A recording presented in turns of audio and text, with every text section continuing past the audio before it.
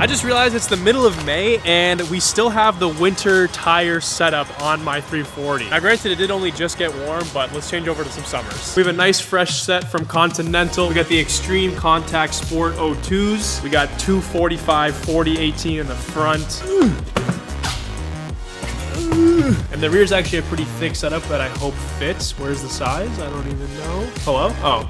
275 4017. You might be wondering why I'm running such a staggered setup on an all-wheel drive car, but that thing is rear-wheel drive bias, so it's gonna be okay. And the diameter of the wheel front to back is within like a 0.8% difference because I'm going from 17 to 18, but it's a thicker tire with a bigger sidewall, so it does work out. We're gonna be swapping those tires over to these Apex Arc 8s that came on my 135 since I have a different set of wheels for that car, so these are kind of just the spare ones that I'm gonna throw on for a bit. But these tires are destroyed, like there's cracks literally everywhere. This tire is over 10 years old, so that's gotta come off. So let's load the car up, head over to LTG, and get these things swapped and balanced.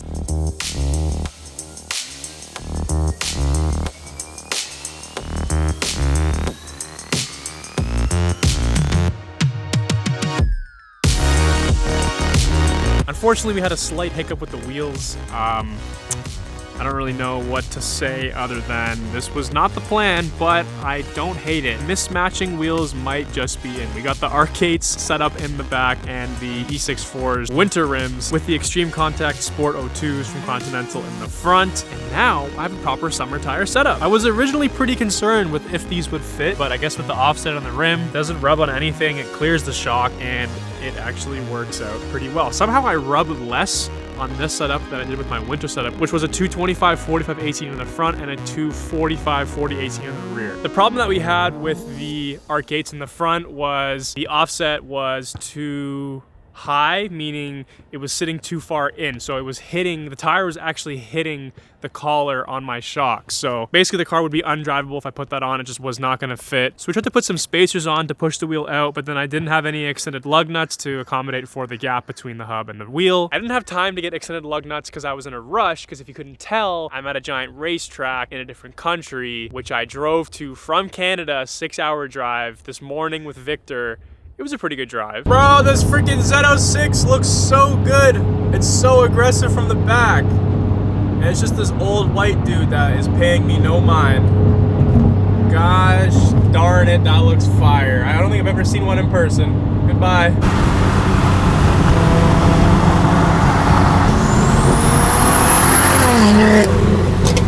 I gotta interrupt the video right here just to put you guys on the best detailing products in the game, stuff I've been using for many years now. I'm talking about none other than Blackline car care, starting with their car shampoos, which not only pull the dirt off your paint effortlessly, but they also leave a nice scent, which isn't something I really cared about or thought I would care about, but your car smelling nice and looking clean is actually kind of a nice feeling. Then we have their towels, which I genuinely think are their best products. These things can pull so much water and still keep going to dry another car. I swear I can clean 3 cars with 1 towel. They have their twisted slim loop drying towels and their XL ones. I've actually been using these for years. They also have a waterless wash and a quick detailer, which I've used on my M2 before when it was just a little dusty. I didn't like the way it looked. I didn't want to do a full proper wash, but I wiped down the entire car with this and it still came out super clean, no streaks at all. They've got everything you could possibly need to clean your car. I use these products on all of my vehicles and it's made the cleaning process 10 times easier. So check out the link down below, use my code, and save some money on the best detailing products you can buy. Now let's get back to the video. We are here for the Impact Shakedown event, which includes some roll racing, which is what we are going to be doing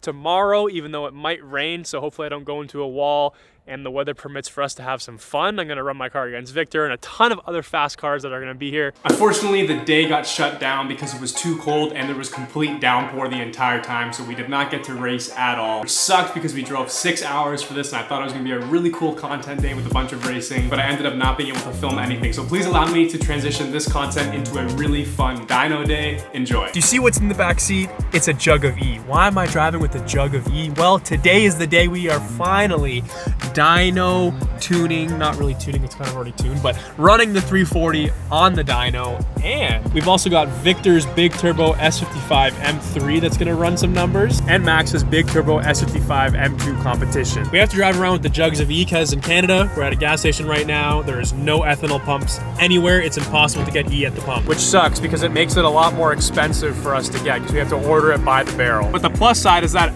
RE is pure E98. My tune's only set up to go up to E40-ish, so that's why I'm on E45 right now. I'd pretty much never be running this car on full E85, so there's just no point for me. I don't mind doing a pump blend. So we've just made it to B&B Garage. This is the dyno where we're gonna be running our cars at. I just signed a waiver in case my car blows up. It is not their fault. But if it flies off the dyno because it's making too much power, that's got to be their fault, right? We got Victor set up here, which is the Vargas turbo kit, and I think he has a next gen Precision 6466. I don't know who this charge cooler is from.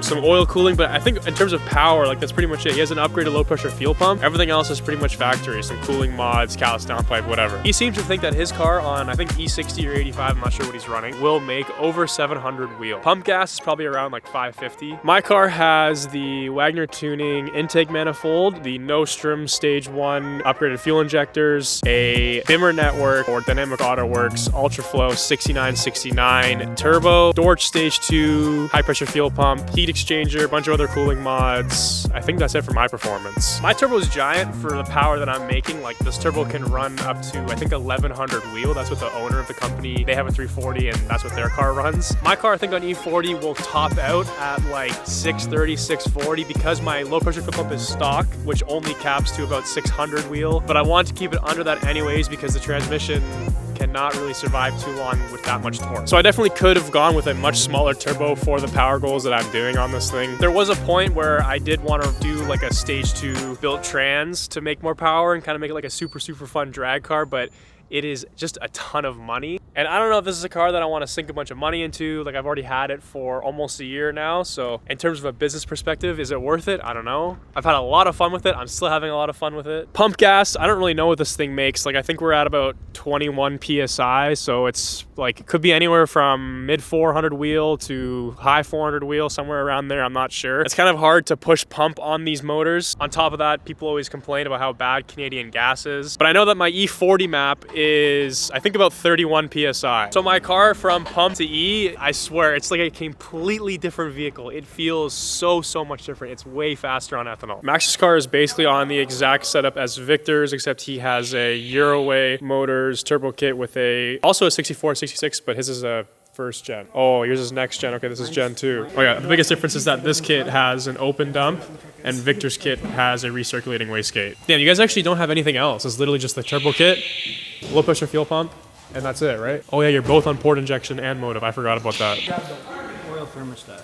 That doesn't, yeah, all right. But dude, do you know how much horsepower that adds? A lot, it's apparently. 50 horsepower. I know. No, the port injection and the reflex is big. I forgot about that. Max is gonna go first, and then Victor. Both their cars are rear-wheel drive, and the dyno is in rear-wheel drive mode, and then we'll switch it to all-wheel drive for my car. But I might do a couple street logs right now, just to send it over to my tuner, aka Mr. David Shoup. Now, what does a street log look like? Well, once you're connected to your tuning software, you can see here I have start log. I basically click that, and then my phone just records all the data out of my OBD and what my engine's telling it. And then you go to your phone, you have your data logging folder, which is mine here. I have done a ridiculous amount of logs on the street. And this is the graph that helps the tuner read how your car's running. So you can see things like all your temps, timing corrections, load, boost targets, literally everything on the car. I just came back from my log. What you do is you find a flat road, as flat as possible. Do it in a safe place because you are going to potentially break the speed limit unless you go to Mexico like I did. And you go, at least for me, I went third gear, 2,500 RPM, floor it all the way to red line, then let off, stop the log, and that's it. Typically for tuning, the higher the gear, the better, because it simulates a lot more load on the engine and it can really give the tuner a lot more information on it. But I'm not gonna go on the street and do a fifth gear pull to red line. That is way too fast. Fourth gear,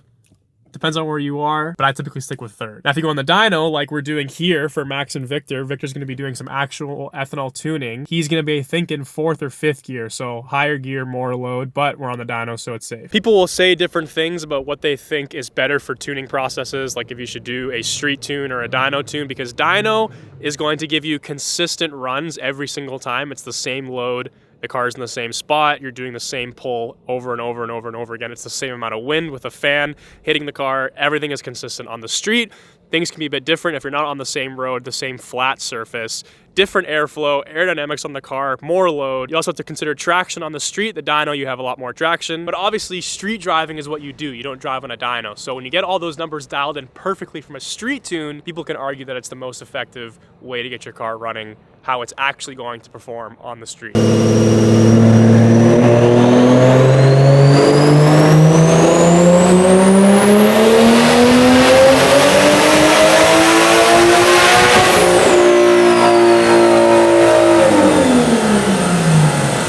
saw the numbers for Max's car, and it made more than I expected, more than I guessed. It's the most amount of power that this shop's dyno has ever seen. So, god damn, that thing was moving.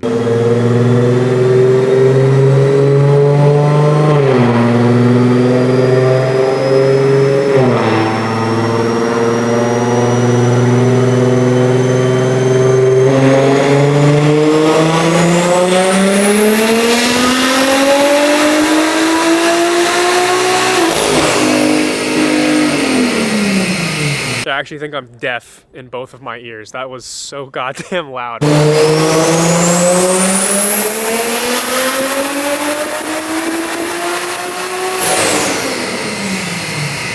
Also making more power than I thought it was gonna make. The torque on that turbo is pretty crazy. Like, it's making more torque than Max's car. I'm pretty surprised with these cars so far.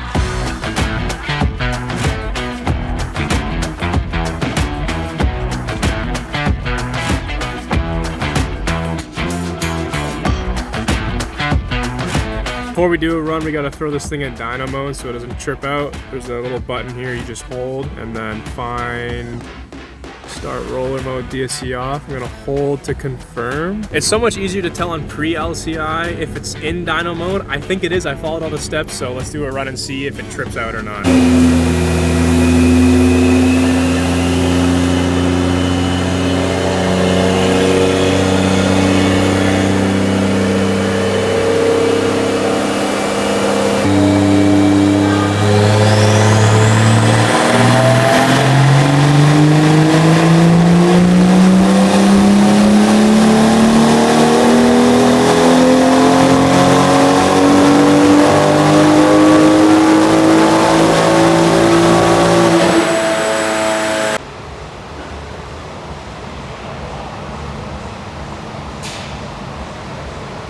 This car has always been so interesting to me in terms of power. Like 410 wheel seems absurdly low for. I know B58s suck on pump gas; they don't make a lot of power. But my M240 with a Pure 800, the same fuel pump, and no other mods made like 477 wheel on 93 octane. So I don't know how I'm at 410 now with more mods.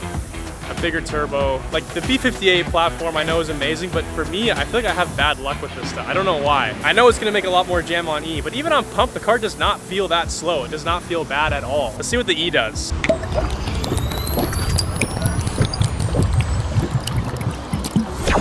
I might have put a little too much E. We're at E54, but I think it's gonna go down. It's just been idling. We're gonna drive it on the dyno and kind of circulate everything properly. Tune's set up for up to E40, but I don't think it really matters if I put more E in. Like, it's not gonna really try to make more boost or use it. Yeah, even since I went outside, it's already dropped down to E46.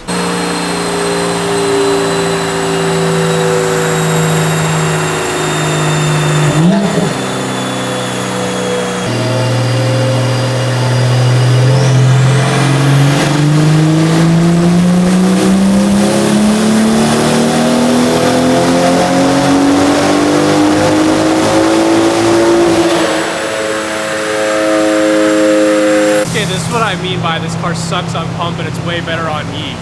The jump from E40, that's 220.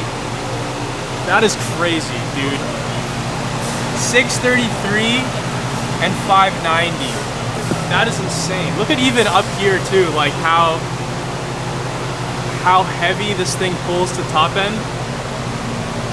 I don't know if this is something that's a little concerning, like making that much torque that early. I don't know if that's accurate or reading 100% accurate, but 633 and 590, that is, oh my god. I don't understand how it goes up 220 wheel. Like why does the pump gas just suck?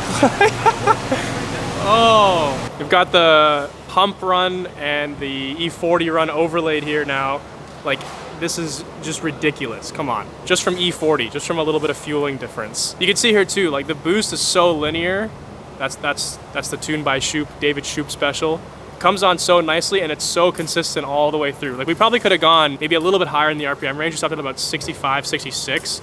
Could have gone to maybe 68, maybe it would have gone a little bit more. Obviously, I'm very happy with those numbers, but the thing is, they could be a fair bit higher. Now, even if I just had a stage 1 transmission or just a low pressure fuel pump, this thing could easily be making like 700 to 750 wheel. Obviously, then you get into the territory of what is safe inside the motor and blowing that up. I know people have made a ton of power on these unopened, but either way, it's been a long time coming to finally see some numbers out of this car. I want to say a huge thanks to all the sponsors. I'll have them linked down below. Before I make a decision on if I would want to turn it up more or build the transmission, I think we got to get some numbers, like a quarter mile time. I really want to take this car to the drag strip and race some fast cars. I want to beat Max and Victor and whatever they bring. So I think that'll be the next video, but that's it for this one. Thank you guys so much for watching. And if you're local to me and you want to get your car dyno, check out Built Not Bought Garage. I'll see you in the next one. Peace.